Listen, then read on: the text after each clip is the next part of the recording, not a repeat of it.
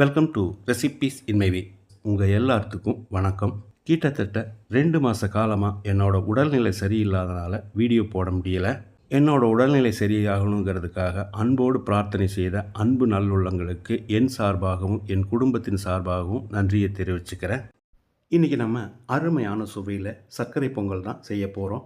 நான் இதை குக்கரில் செய்கிறேன். நீங்கள் பொங்கல் பானையில் செய்கிறதா இருந்தாலும் செய்துக்கோங்க. 1 கப் அளவுக்கு பச்சரிசி, இது 200 கிராம் அளவு. 1/4 கப் அளவுக்கு பாசிப்பருப்பு, இது 50 கிராம் அளவு. 2 டேபிள் ஸ்பூன் கடலைப்பருப்பையும் சேர்த்து நல்லா அலசி எடுத்துக்கலாம். குக்கரில் 2 டேபிள் ஸ்பூன் நெய் சேர்த்துக்கலாம்.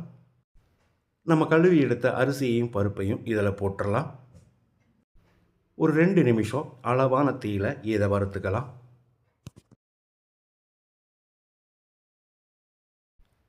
ரெண்டு நிமிஷம் வறுத்துட்டோம். இப்போ இதில் தேவையான அளவுக்கு தண்ணி சேர்த்துக்கலாம். நான் 3 கப் அளவுக்கு தண்ணி சேர்க்கிறேன்.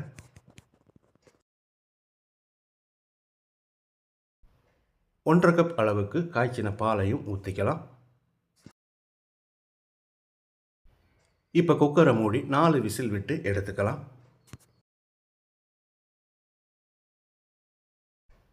ஒரு பாத்திரத்தை அடுப்பில் வச்சுருக்கேன். இதில் 2 கப் அளவுக்கு வெல்லத்தை போட்டுக்கலாம். வெல்லத்தோட அளவு 450 கிராம். 1/2 கப் அளவுக்கு தண்ணி ஊற்றிக்கலாம். இந்த வெல்லம் பாகு பதத்துக்கு வர்ற அளவுக்கு கலந்து விட்டுடலாம். பாகு பதத்துக்கு வெல்லம் கரைஞ்சிருச்சு, பார்த்தாலே தெரியும். 2 விரலை தொட்டோம்னா பிசு பிசுப்பாக ஒட்டுற மாதிரி இருக்கும். இப்போ இந்த பாகை குக்கரில் ஊற்றிடலாம். 4 விசில் விட்டு எடுத்துருக்கோம். அரிசி பருப்பு நல்லா குழைய வெந்திருக்கு. இதை லேசாக மசிச்சு விட்டுடலாம். இப்போ இதில் நாம் காய்ச்சின வெள்ளைப்பாகை ஊற்றிடலாம். அளவான தீயில் ஒரு 2 நிமிஷம் கொதிக்கட்டும். இதை கலந்து விட்டுடலாம்.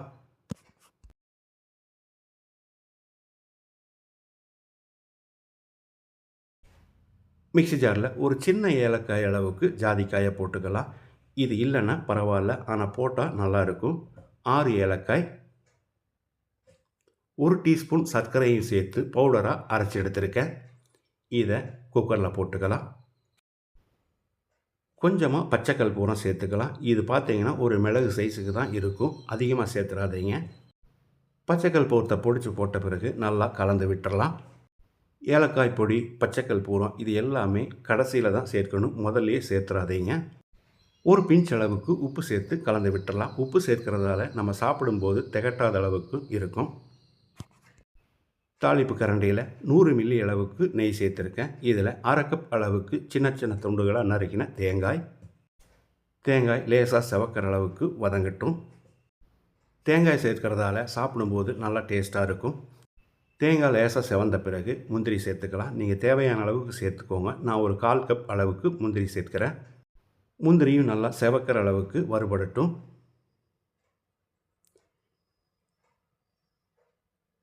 இந்த ஸ்டேஜில் நம்ம திராட்சையை சேர்த்துக்கலாம். திராட்சையை போட்ட பிறகு ஒரு 30-40 செகண்ட் பிரட்டி விட்டுடலாம். திராட்சை நல்லா பலூன் மாதிரி உப்பி வந்துருச்சு. இப்போ ஸ்டவ் ஆஃப் பண்ணிவிட்டு இதை எடுத்து பொங்கலில் சேர்த்துடலாம். எவ்வளோ சாப்பிட்டாலும் திகட்டாத அளவுக்கு அருமையான சுவையில் நான் செஞ்சுருக்கிற இந்த சர்க்கரை பொங்கலை இதே மாதிரி இதே அளவுகளோடு நீங்கள் செய்து பாருங்கள். இந்த வீடியோ பிடிச்சிருந்தால் லைக் பண்ணுங்கள், கமெண்ட் பண்ணுங்கள், ஷேர் பண்ணுங்கள். சப்ஸ்கிரைப் பண்ணாதவங்க சப்ஸ்கிரைப் பண்ணுங்கள். மறக்காமல் பெல் பட்டனை கிளிக் பண்ணுங்கள்.